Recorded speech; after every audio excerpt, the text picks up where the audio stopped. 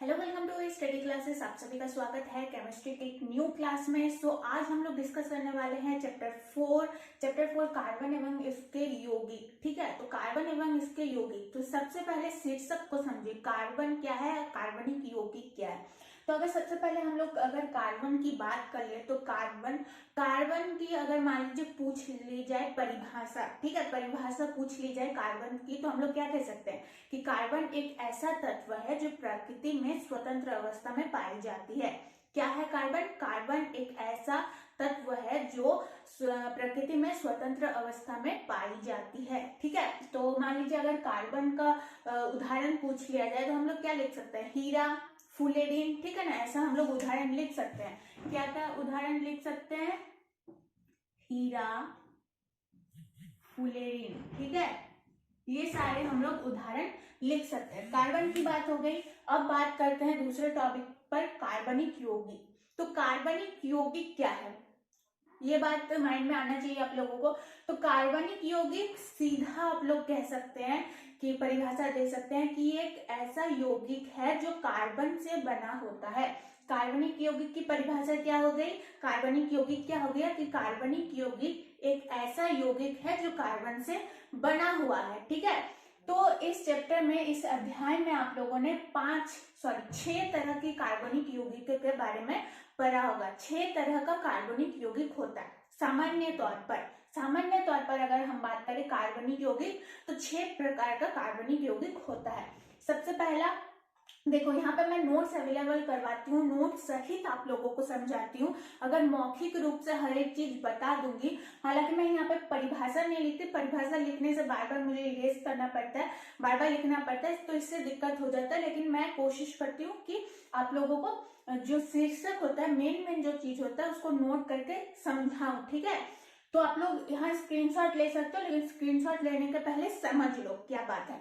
तो मैंने अभी जैसे कहा कि कार्बनिक यौगिक 6 प्रकार, सामान्य तौर पे कार्बनिक यौगिक 6 प्रकार का होता है। सबसे पहला याद रखना होगा आप लोगों को, 6 तरह का क्या क्या नाम है उन लोगों का। पहला हाइड्रोकार्बन। ठीक है, ये कार्बनिक यौगिक है। पहला हाइड्रोकार्बन, जिसे H+C, हाइड्रोकार्बन H+C के नाम से भी जाना जाता है। ठीक है, हाइड्रोकार्बन। दूसरा हेलोएल्केन, तीसरा अल्कोहल, चौथा है एल्डिहाइड, पांचवा है कीटोन, छठवा है कार्बोक्सिलिक एसिड। ठीक है, कार्बोक्सिलिक एसिड के बारे में आप लोगों का मॉडल पेपर में आया था, जैक का मॉडल पेपर में हमने कार्बोक्सिलिक एसिड को थोड़ा बहुत देखा था, समझा था। ठीक है, तो मतलब समझ जाओ, ये पूरा टॉपिक आप लोगों का इम्पोर्टेंट है। मैंने मॉडल पेपर देखा है आप लोगों का हर बोर्ड का, तो जो समानता है, मतलब जो क्वेश्चंस हर एक बोर्ड के मॉडल पेपर में पूछा गया है, हम अभी फिलहाल वही डिस्कस करें, क्योंकि हमारे पास अभी और टाइम नहीं है बेसिक से समझने का। ठीक है, तो ये सारे वीडियोस जो होते हैं वो इम्पोर्टेंट होते हैं, तो चेक किया करो ये सारे वीडियोस। तो पहला क्या होता है, रिपीट करते हैं, याद भी हो जाएगा आप लोगों को।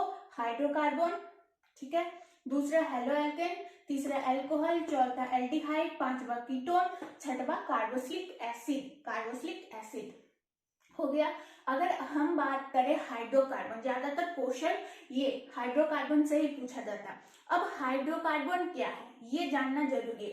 तो हाइड्रोकार्बन क्या है? एक कार्बनिक यौगिक है। ये 6 जितने भी 6 मैंने अभी बताई, ये तो सब कार्बनिक यौगिकों का ही ना हिस्सा है, क्योंकि मैंने कहा था कि कार्बनिक यौगिक सामान्य तौर पर 6 प्रकार के होते हैं। तो ये जो जितने भी 6 यौगिक है, वो सारा कार्बनिक यौगिक में आता है। ठीक है, तो अब बात कर रहे थे हम लोग हाइड्रोकार्बन की ना, तो चलिए अब सबसे पहले बात कर लेते हैं हाइड्रोकार्बन। ज्यादातर क्वेश्चन जो है वो हाइड्रोकार्बन से ही पूछा जाता है एग्जाम में। तो देखिए, अब हाइड्रोकार्बन की बात करते हैं, तो यहाँ पे हाइड्रोकार्बन आप लोगों को 2 तरह का मिलेगा। मतलब हाइड्रोकार्बन कितने प्रकार का होता है? 2।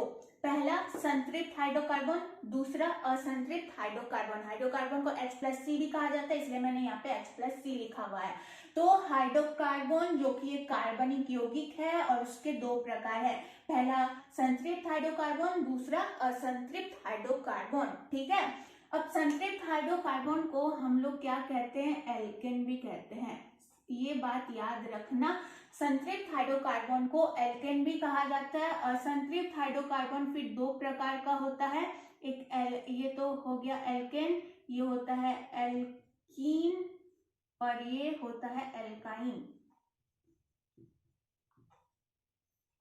तो संतृप्त हाइड्रोकार्बन जिसे हम लोग एल्केन कहते हैं, या फिर आप लोग ये भी कह सकते हैं कि संतृप्त हाइड्रोकार्बन का भी एक प्रकार है एल्केन, और असंतृप्त हाइड्रोकार्बन दो प्रकार के होते हैं यहाँ पे, एल्किन और एल्काइन। ठीक है, तो चलो जैसे कि हमने पहले हाइड्रोकार्बन को समझा, अब असंतृप्त हाइड्रोकार्बन को समझते हैं। असंतृप्त हाइड्रोकार्बन यानी एल्केन। एल्केन की परिभाषा हम लोग क्या दे सकते हैं? तो अब हम लोग कहेंगे कि एल्केन यानी असंतृप्त हाइड्रोकार्बन एक ऐसा कार्बनिक यौगिक है जिसके परमाणुओं के बीच एकल सहसंयोजक आबंध होता है।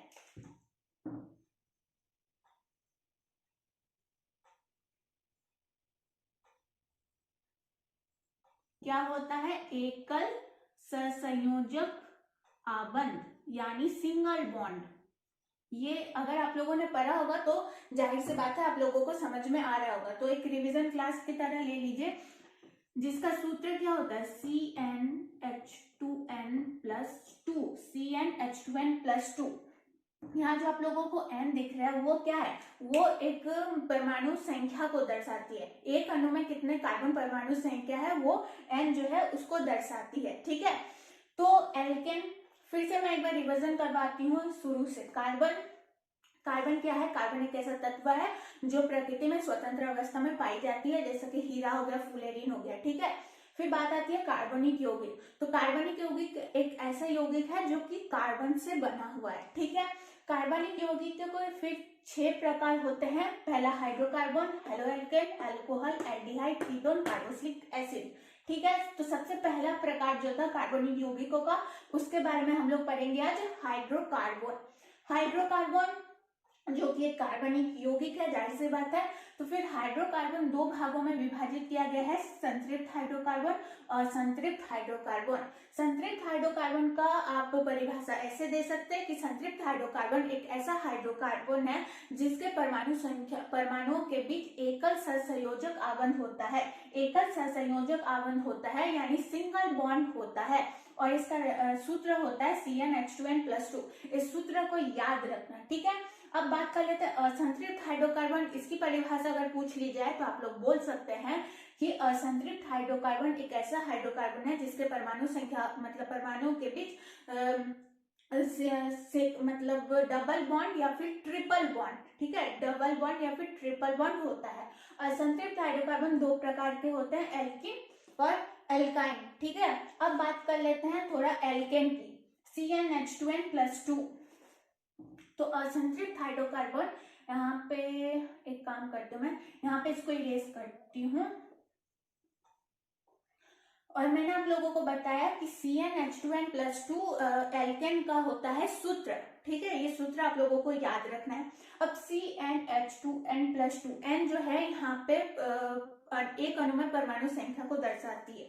ठीक है, क्या होता है कि जो यहाँ पे n है एक अणु में उपस्थित कार्बन परमाणु की संख्या को दर्शाती है। ठीक है, अब देखो एल्केन संतृप्त हाइड्रोकार्बन की अगर बात कर ले तो आप लोगों को क्या क्या पढ़ना होगा? सूत्र पढ़ना होता है आप लोगों को, इलेक्ट्रॉन बिंदु पढ़ना होता है, संरचना सूत्र पढ़ना होता है। इलेक्ट्रॉन बिंदु तो नहीं पूछा जाता है ज्यादातर, लेकिन यहाँ पे संरचना सूत्र काफी बार पूछा जाता है। मान लो एक हम लोग लेते हैं संतृप्त हाइड्रोकार्बन। ठीक है, सबसे सरलतम संतृप्त हाइड्रोकार्बन अगर लिया जाए तो वो क्या होगा? मेथेन।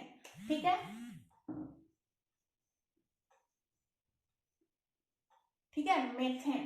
तो मेथेन, अब इसका हमें सूत्र चाहिए। तो एल्केन का सूत्र है CnH2n+2। अब हमें पता है कि मेथेन का जो कार्बन परमाणु संख्या है, एक अणु में कार्बन परमाणु संख्या है वो है 1। ठीक है, ये बात यहाँ पे अभी लिखता है 1। तो इसका सूत्र क्या हो जाएगा? C1, ठीक है, C1H2n यानी H2 × 1+2।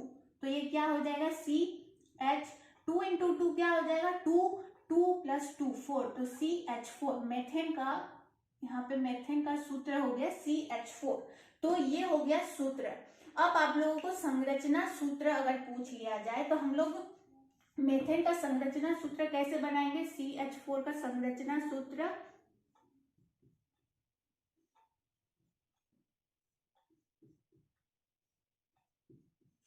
ये हो गया मेथेन का संरचना सूत्र। ठीक है, मेथेन का जो कि सबसे सरलतम यहाँ पे एल्केन है, या फिर कह लो सबसे सरलतम संतृप्त हाइड्रोकार्बन है मेथेन, जिसका सूत्र है CH4। सूत्र कैसे निकाला? CnH2n+2 की सहायता से, यानी समझ जाओ ये सूत्र बेहद जरूरी है। ये हो गया संरचना सूत्र। अब अगर पूछ लिया जाए इलेक्ट्रॉन बिंदु, ठीक है, इलेक्ट्रॉन बिंदु यहाँ पे मैं बनाती हूँ, उसको इरेज कर देती हूँ। मीथेन का इलेक्ट्रॉन बिंदु कैसे बनता है?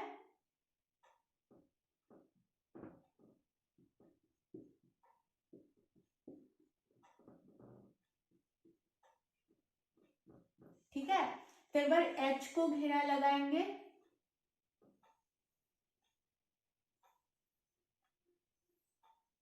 अब C को लेके सारे जितने भी बिंदु है उसको घेरा लगाएंगे। तो ये क्या हो गया? ये हो गया इलेक्ट्रॉन बिंदु, और ये हो गया संरचना सूत्र, ये हो गया सूत्र। और ये मेथेन क्या है? हाइड्रोकार्बन, संतृप्त हाइड्रोकार्बन एल्केन है। तो अगर आप लोगों को इलेक्ट्रॉन बिंदु पूछ लिया जाए तो आप लोगों को ऐसे बनाना है। संरचना सूत्र सबसे हल्का है, इसको आप बना सकते हैं। ठीक है, मेथेन की बात करिए। अब मानो मेथेन के बाद होता है एथेन। ठीक है, मेथेन, एथेन, प्रोपेन, आप लोगों को पता है ना, मेथेन, एथेन, प्रोपेन, एथेन। ठीक है, एथेन।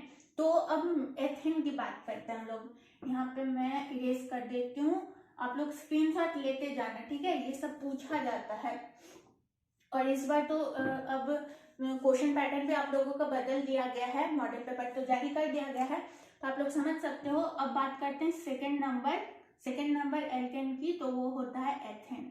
मेथेन के बाद एथेन की बारी। तो सबसे पहले हमें चाहिए होता है उसका सूत्र, तभी हम लोग उसका संरचना सूत्र और इलेक्ट्रॉन बिंदु बना सकते हैं। तो एथेन का जो परमाणु संख्या होता है, एक अणु में परमाणु संख्या होता है, वो होता है 2। ठीक है, N उसी को दर्शाती है, तो हम लोग लिख सकते हैं C2। अब H2N यानी H2N, 2 इंटू 2 कितना हो जाएगा? 4, 4 प्लस 2 6, यानी H6। अब अगर हम लोग संरचना सूत्र बनाए तो कैसे बनाएंगे? C2 है और H6 है, तो 1 2 3 4 5 6, ये क्या हो गया? ये संरचना हो गया। ठीक है, एथेन का संरचना हो गया। अब हम लोग बात करेंगे इलेक्ट्रॉन बिंदु का। एथेन का इलेक्ट्रॉन बिंदु कैसे होगा?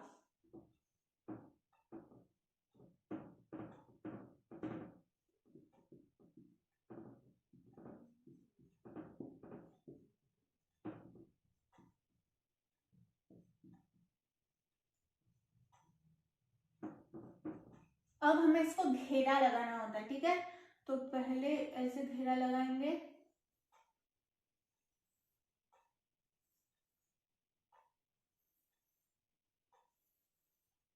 अब बात आती है सी की।